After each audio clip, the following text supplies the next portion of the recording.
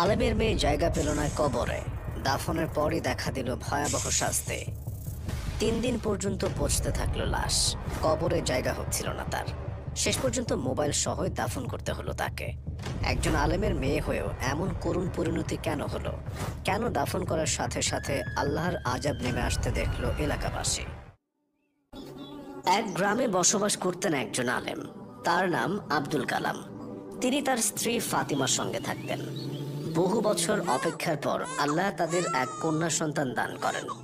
তারা দুজনেই সে মেয়েকে খুব স্নেহ ও ভালোবাসায় বড় করে তুলেছিলেন। মেয়েটির নাম ছিল জয়নব। ছোট থেকে সে ছিল খুবই সুন্দর, আর যখনই সে মিষ্টি করে কথা বলতো, মা বাবা দুজনেই তার কথায় আনন্দ পেতেন। সময় ঘুরিয়ে যায়, জয়নব বড় হতে থাকে। একদিন আব্দুল কালাম নামাজ পড়ে বাড়ি ফিরে দেখেন তার মেয়ে মুখে ভারী মেকআপ করেছে। এটি দেখে তিনি রেগে যান এবং তার স্ত্রীকে বলেন, হে আল্লাহর বান্দি, তুমি মেয়েকে বোঝাও এটা ঠিক নয়।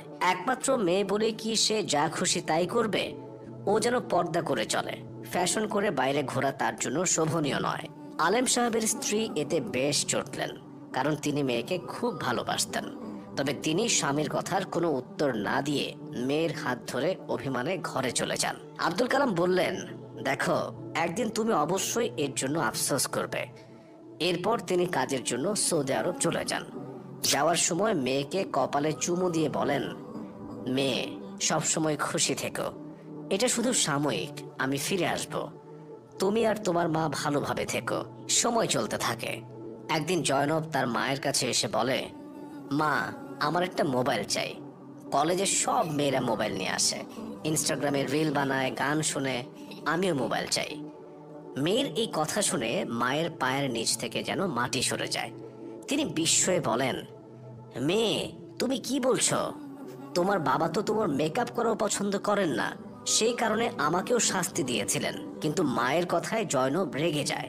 সে বলে, মা, আমি কিছু খাবো না, কোনো কাজ করব না, কলেজেও যাব না, যতক্ষণ তুমি আমাকে মোবাইল দেবে না।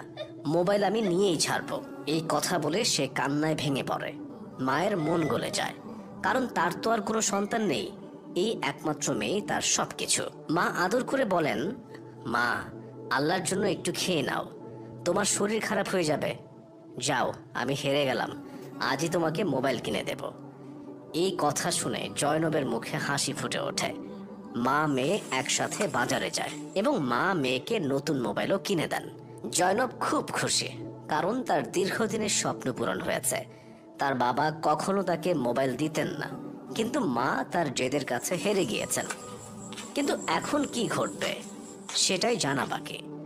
বাড়ি ফিরে এসে জয়নব মোবাইলের বাক্স খুলে দেখতে থাকে। পাশে বসে মা বলেন, মা, আমাকে তো একটু দেখাও কেমন এই ফোনটা। জয়নব রেগে গিয়ে বলে, মা, তুমি তোমার কাজ করো, মোবাইল কি সেটা তুমি বুঝবে না, তুমি তো কিছুই জানো না। মায়ের মন খারাপ হলেও তিনি কিছু বললেন না। প্রথমে জয়নব মোবাইলে গান শুনত, পরে সে সীমা ছাড়িয়ে যায়। কলেজে এক ছেলের সঙ্গে তার বন্ধুত্ব হয়। তারা নিয়মিত ফোনে কথা বলতে থাকে এবং জয়নব পুরোপুরি তার প্রেমে পড়ে যায়। সেই ছেলে তাকে নানা অনুচিত কাজের জন্য চাপ দিতে থাকে, আর জয়নবও তার কথা মতো চলতে থাকে। এখন সে নিজের মাকেও সহ্য করতে পারে না। এমনকি মাঝে মাঝে মনে মনে প্রার্থনা করত, ইস, মা যদি কোথাও হারিয়ে যেতেন, আমি তাহলে নিশ্চিন্তে ফোনে কথা বলতে পারতাম। একদিন সে ছেলেটিকে সেলফি তুলে পাঠাচ্ছিল। হঠাৎ মা তা দেখে ফেলেন এবং রেগে গিয়ে তাকে থাপ্পড় দেন। বলেন, এই জন্য তুমি মোবাইল চেয়েছিলে? জয়নব রেগে গিয়ে মাকে ধাক্কা মেরে ফেলে দেয় এবং মারধর করতে শুরু করে। সে চিৎকার করে বলে, তোমার কিভাবে সাহস হলো আমাকে থাপ্পড় মারার? আমার নিজস্ব জীবন আছে, আমি যেমন খুশি তেমন জীবন কাটাবো। তুমি মরে গিয়ে আমার জীবন থেকে চলে যাও, তোমার যন্ত্রণা আর সহ্য হয় না। আজান হচ্ছিল। জয়নব আজানের শব্দ কানে নিচ্ছিল না, মায়ের উপর হাত তুলেই যাচ্ছিল। ঠিক তখনই দরজা খুলে যায়। হঠাৎ তার বাবা আব্দুল কালাম সৌদি আরব থেকে কোনো পূর্ব বার্তা ছাড়াই ফিরে আসেন এবং এই অবস্থা দেখে ফেলেন। তিনি হতবাক হয়ে যান। দৌড়ে গিয়ে স্ত্রীকে উঠিয়ে নেন এবং মেয়েকে একটি কষে চড় দিয়ে বলেন, তোর লজ্জা শরম সব খেয়ে ফেলেছিস, নিজের মায়ের গায়ে হাত তুলছিস। মা কাঁদতে কাঁদতে সবকিছু খুলে বলেন, আমি তাকে মোবাইল দিয়েছিলাম, এই জন্যই মেয়েটার এই অবস্থা হয়েছে। আব্দুল কালাম বলেন, এখন আফসোস করে লাভ কি? এই ফল তো তুমি নিজেই তৈরি করেছ। মেয়েটি রাগে জোরে জোরে পা ফেলে নিজের ঘরে ঢুকে যায় এবং ছেলেটিকে ফোন করে। ছেলেটি তাকে সান্ত্বনা দিতে থাকে। সে জয়নবকে বলে, তোমার বাবা মা তোমার উপর অন্যায় করছে, তোমার জীবন তুমি নিজে সিদ্ধান্ত নাও। আমি যদি তোমার সঙ্গে কথা বলি সেটা কি অপরাধ? জয়নব কাঁদতে থাকে। ছেলেটি তাকে বলে, এক কাজ করো, তোমার বাবার আয় রোজগার যা পাও সব নিয়ে আমার কাছে চলে আসো, আমরা পালিয়ে বিয়ে করব। রাতে বাবা মায়ের সমস্ত গয়না ও টাকা নিয়ে জয়নব চুপি চুপি পালিয়ে যায়। ছেলেটি তার অপেক্ষায় ছিল। জয়নবকে দেখে সে তাড়াতাড়ি তার সব জিনিস নিয়ে বলে, তুমি এখানে বসো, আমি গাড়ির ব্যবস্থা করে নিয়ে আসি। জয়নব সারা রাত অপেক্ষা করলেও ছেলেটি আর ফিরে আসে না। সেখানে এক বৃদ্ধ ব্যক্তি তাকে একা কাঁদতে দেখে জিজ্ঞেস করেন, মা, কি হয়েছে? তুমি এখানে একা কাঁদছো কেন? জয়নব সব কথা তাকে খুলে বলে। বৃদ্ধ লোকটি বলেন, মা, এখনো সব শেষ হয়ে যায়নি, ফজরের আগে এখনো সময় আছে। তুমি চুপচাপ বাড়ি ফিরে যাও, তোমার বাবা মা কিছুই জানতে পারবে না, তাদের সম্মানও রক্ষা পাবে। জয়নব ঠিক তাই করলো এবং চুপচাপ বাড়ি ফিরে গেল। দেখলো মা বাবা এখনো ঘুমিয়ে আছেন। সেও নিঃশব্দে গিয়ে শুয়ে পড়ল। সকালে মা দেখলেন ঘরে কোনো টাকা বা গয়না নেই। তিনি কান্নায় ভেঙে পড়লেন। কিন্তু জয়নবের মনে কোনো অনুশোচনা জাগলো না, যেন তার কিছুই হয়নি। সে নিজের ভুল বুঝল না, সত্যটাও বলল না। তার আচরণ আগের মতোই রইল। একদিন সেই ছেলেটির ফোন এলো। সে বলল, জয়নব, আমার কিছু টাকা দরকার। তুমি যদি আমাকে টাকা না পাঠাও তাহলে তোমার পাঠানো সব ছবি আমি সবার কাছে শেয়ার করে দেব। তোমার বাবা যদি এগুলো দেখে তার মান সম্মান বলতে কিছুই থাকবে না। যদি নিজের মান সম্মান বাঁচাতে চাও তাহলে এখনই টাকা পাঠাও। কিন্তু জয়নব তো বাবার সব টাকা আগেই নষ্ট করে ফেলেছে। তার হাতে কিছুই ছিল না দেওয়ার মতো। সেই ছেলেটি কোনো কথাই মানল না। জয়নবের সব ছবি তার আত্মীয় স্বজন ও বন্ধুদের কাছে পাঠিয়ে দিল। জয়নবের বাবা যখন মেয়ের এইসব বাজে ছবি দেখলেন এবং চারপাশের মানুষ নানা কথা তার কানে এলো, তখন তিনি অপমান ও শোকে হৃদরোগে আক্রান্ত হয়ে মারা গেলেন। তবুও জয়নবের হুঁশ ফিরল না। তার একটু মন নরম হলো না, যেন তার হৃদয় পাথর হয়ে গেছে। সে অনুতপ্ত হলো না, তওবাও করলো না। এখন জয়নব নাইট ক্লাবেও যেতে শুরু করলো। তার মায়ের মনে দুঃখ জমা হতে লাগলো। তিনি মেয়েকে বোঝানোর চেষ্টা করতেন, কিন্তু কোনো লাভ হতো না। জয়নব তখন আরো বদমেজাজি হয়ে উঠেছিল। এখন সে রাতেও দেরি করে বাড়ি ফেরে, কারণ তার উপর বাবার শাসন ছিল না। যিনি তাকে নিয়ন্ত্রণে রাখতেন তিনি তো আর নেই। ফলে সে স্বাধীনভাবে চলাফেরা করছিল। সে একবারও ভাবতো না মা কেমন আছেন, কিভাবে কাটছে তার দিন, খাওয়া দাওয়া বা ঘরের খরচ চলছে কিভাবে। সে নিজের জীবন নিয়ে ব্যস্ত, এমনকি মায়ের প্রতি সীমাহীন অবহেলা করেছিল। জয়নবের পড়ালেখা ছিল কেবল কলেজ পর্যন্ত। এরপর আর সে পড়াশোনা চালিয়ে যেতে পারেনি। কিছুদিন পর সে মায়ের সাহায্য করতে কোথাও একটা কাজ নেয়। মা এতে খুশি হলেন। ভেবেছিলেন মেয়েটা অবশেষে একটু দায়িত্বশীল হয়েছে। কিন্তু চিন্তাও বেড়ে গেল, কারণ 19 বছরের মেয়ে প্রায় রাত পর্যন্ত বাইরে থাকতো, ফোন বন্ধ থাকতো। আর জয়নব বলতো, কাজ বেশি ছিল তাই ফোন বন্ধ করে রেখেছিলাম। মায়ের কাছে এসব কথাবার্তা অস্বাভাবিক লাগতো। তিনি উদ্বিগ্ন হয়ে পড়লেন। ভাবলেন, আমার মেয়েকে আবারও সঠিক পথে ফিরিয়ে আনতে হবে। তিনি বাড়ির বাইরে একটি সিসিটিভি ক্যামেরা লাগিয়ে প্রতিদিন সকালে উঠে ভিডিও দেখতেন। মেয়ে কখন বাড়ি ফিরছে তা পর্যবেক্ষণ করতেন। জয়নব এতে রেগে গেল। তার মায়ের উপর চিৎকার করে বলল, তুমি তোমার মেয়ের উপর সন্দেহ করছো? এটা কি ঠিক? কিন্তু মা ক্যামেরা সরালেন না। নিয়মিত দেখতেন মেয়ের আসা যাওয়ার সময়। হঠাৎ একদিন জয়নব নিখোঁজ হয়ে গেল। মায়ের মনে সব সময় যে ভয় ছিল সেটাই সত্যি হলো।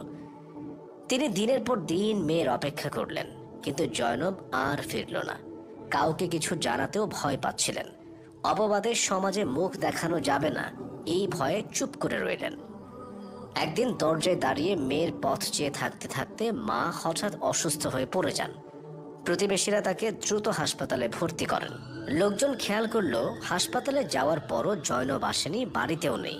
বিষয়টি গুরুতর মনে করে তারা পুলিশে খবর দিল। পুলিশ এসে ঘটনার বিস্তারিত জানল। জয়নব বহুদিন ধরে নিখোঁজ, মা শয্যাশায়ী। তারা বাড়িতে তল্লাশি চালিয়ে দরজায় লাগানো সিসিটিভি ক্যামেরার ভিডিও সংগ্রহ করে নিয়ে গেল। ভিডিওতে কোনো উল্লেখযোগ্য তথ্য পেল না। পুলিশ তদন্ত চালিয়ে জঙ্গলের দিকে গেল, সেখানে অচেতন অবস্থায় পড়ে থাকতে দেখলো জয়নবকে। সঙ্গে সঙ্গে তাকে হাসপাতালে নিয়ে যাওয়া হলো, কিন্তু কিছুক্ষণের মধ্যেই সে মারা গেল। ডাক্তাররা জানালেন 3 দিন ধরে বন্য প্রাণীরা তার শরীরের বিভিন্ন অংশ ছিঁড়ে ফেলেছিল। তার দেহ ভয়াবহভাবে ক্ষতিগ্রস্ত ছিল। যন্ত্রণায় মৃত্যুর চেয়েও বেশি কষ্টকর পরিস্থিতিতে সে এতদিন ছিল। অন্যদিকে তার মা তখনও অচেতন, জানতেন না তার অবাধ্য মেয়ে পৃথিবী ছেড়ে চলে গেছে। জয়নবের মরদেহ ছিল একেবারে পরিত্যক্ত, বাবাও নেই, মাও অচেতন। তাই প্রতিবেশীরা দাফনের ব্যবস্থা নিল। মহল্লার মহিলারা জয়নবকে গোসল দিতে গেলেন, কিন্তু গোসলের সময় মরদেহ থেকে এমন দুর্গন্ধ বের হতে লাগলো যে অনেকে সহ্য করতে পারছিলেন না। তারা বলে উঠলেন, তওবা তওবা, এ কি গন্ধ, গোসল না দিয়ে দাফন করা হোক। তখন মহল্লার পুরুষেরা বললেন, সে যেমনই হোক, সে তো মুসলমান, তাকে গোসল না দিয়ে দাফন করা পাপ হবে। আমরা তার মতো পাপ করতে পারি না। আল্লাহ কিয়ামতের দিন আমাদের জবাবদিহি চাইবেন। পুরুষেরা আল্লাহর ভয় দেখিয়ে মহিলাদের বুঝিয়ে বললেন। অবশেষে মহিলারা নাক মুখ ঢেকে জয়নবকে গোসল দিলেন। এবার দাফনের জন্য মরদেহ তুলতে গেলেন পুরুষেরা, কিন্তু কাঠের খাট এত ভারী হয়ে গেল যে উঠানো কঠিন হয়ে পড়ল। এমন সময় বৃষ্টি শুরু হয়ে গেল। দুপুর গড়িয়ে সন্ধ্যা, তারপর রাত নামলো, কিন্তু বৃষ্টি থামলো না। ঝোড়ো বৃষ্টি এমনভাবে চলতে লাগলো যে বাইরে বের হওয়া সম্ভবই হচ্ছিল না। 2 দিন টানা বৃষ্টি চলল, কেউ বাড়ির বাইরে বের হতে পারছিল না। তাই বাধ্য হয়ে মহল্লাবাসী সিদ্ধান্ত নিলেন ইমাম সাহেবের সঙ্গে কথা বলা দরকার।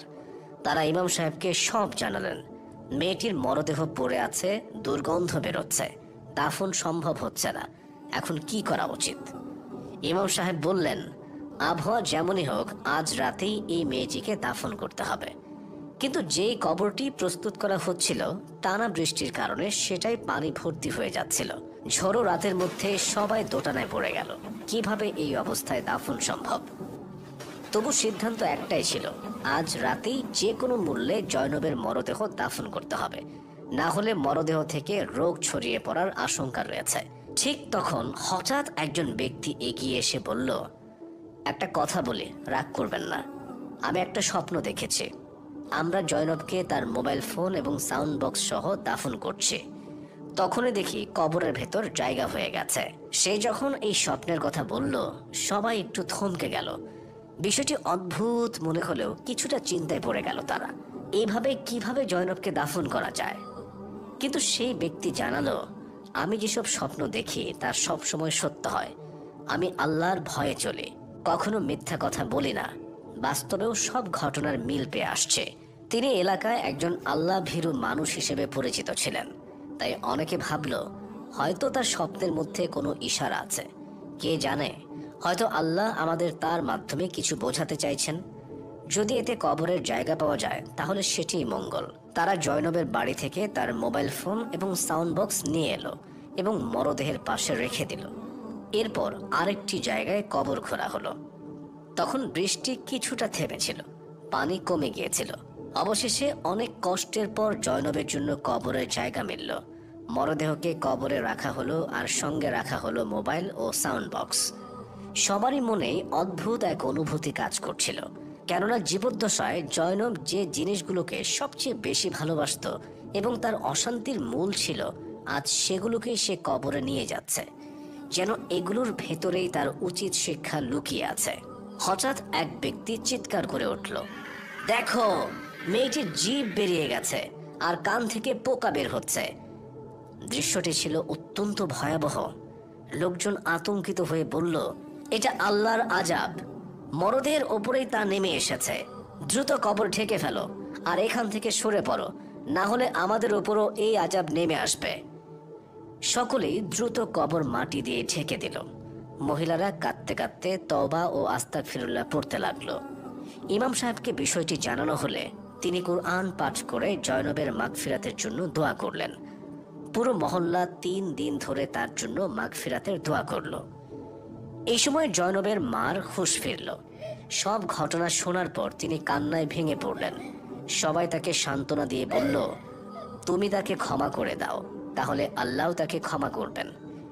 জয়নবের মা সিজদায় পড়ে গিয়ে কাঁদতে কাঁদতে বললেন, হে আল্লাহ, আমার মেয়ে অবাধ্য ছিল, কিন্তু তার দোষের কিছু অংশ আমারও।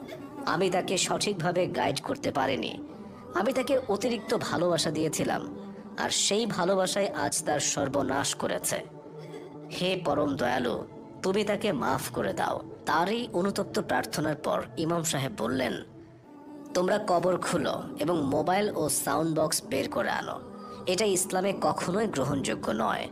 যদি আমাকে আগে জানাতে আমি বুঝিয়ে দিতাম। মহল্লার লোকেরা আবার কবরস্থানে গেল।